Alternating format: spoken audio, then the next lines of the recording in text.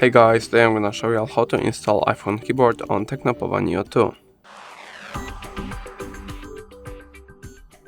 Firstly, open up Google Play Store, tap on the search bar and search up green Apple keyboard. Now let's install it.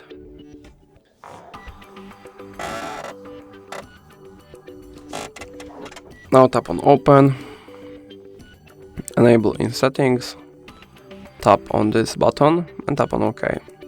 OK.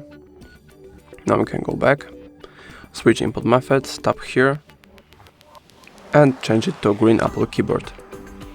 Now just tap on finished and let's see if it worked. Let's go into our browser and as you can see we have Apple keyboard. So that's all. If it helped you, please leave a like and subscribe, and if you have any more questions, write them in the comments.